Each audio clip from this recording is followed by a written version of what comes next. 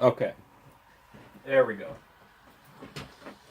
Now, hopefully it looks good because I just tried to get it going for a minute. I'm not recording this review on my HD camera. I'm recording it on my phone because right now it's just easier to set up.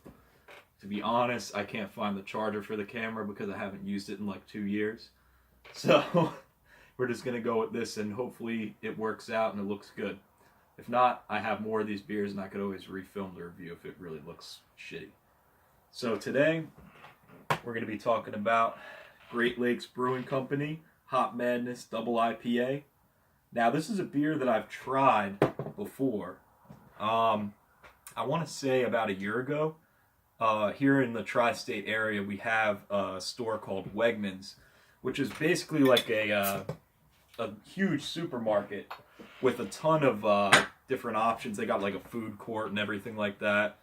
Now, at the location near me, they actually have a full liquor store in the in the supermarket. It's right there. It's almost like when you go down south.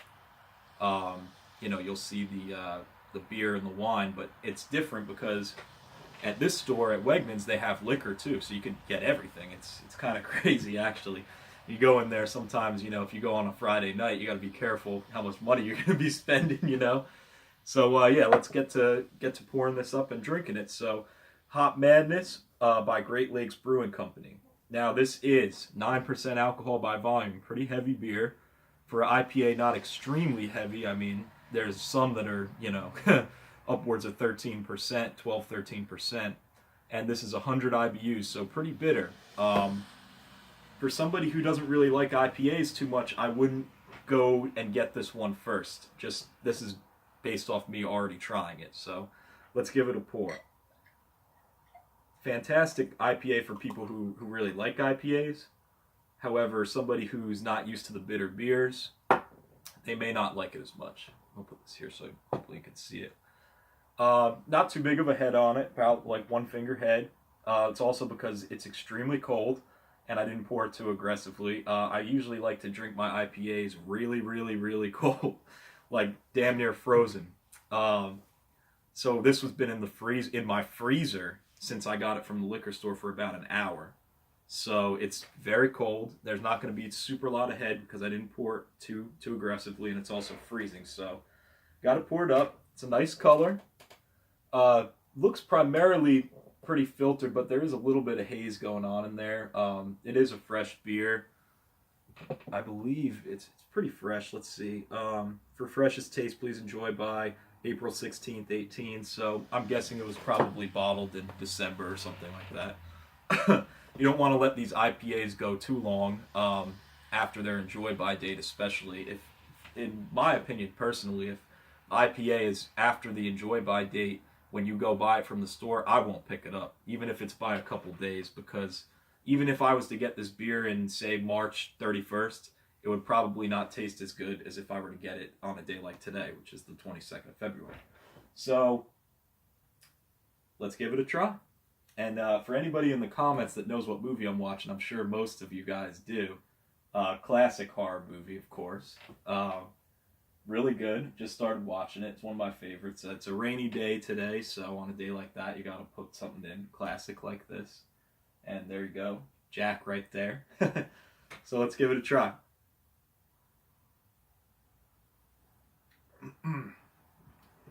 Very good.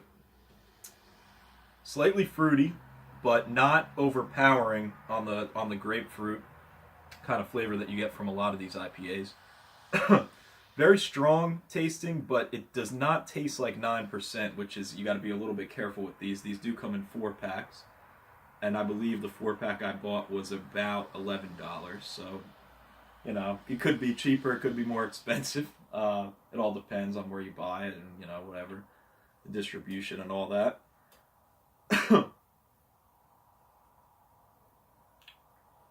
mm, Very good. I haven't bought this beer in probably about a few months. It's always at my liquor store, but as I was talking about before, if it's past the enjoy by date, I'm not going to buy it, especially with a beer like this. So yeah, it's got a surprisingly, even though I just had this beer about a month and a half ago, I would say I don't remember the fruity aspect of it as much as I'm getting right now. It's not even a grapefruit. It's more like a mango, or I'd almost like say like a guava kind of flavor, like more sweeter, not as like kind of citrusy. It's more of a kind of a sweet fruity taste that you're getting from this, and I like that because most IPAs have that kind of citrusy, grapefruity, pineapple type of orange flavor, and it's rare that you sometimes get these ones that have this more real sweet, not as kind of, I don't want to say sour, but citrusy flavor. This one is less on the citrus. It's very piney as well, but it's more heavy on the guava, or maybe I would say like the mango, almost like papaya, maybe even. Very good flavor coming with this. Very good flavor. It goes down smooth. Body's kind of, I would say medium. It's a little bit malty, but not too much at all. I tend to not like too much malts in my beer. I like more of the hops.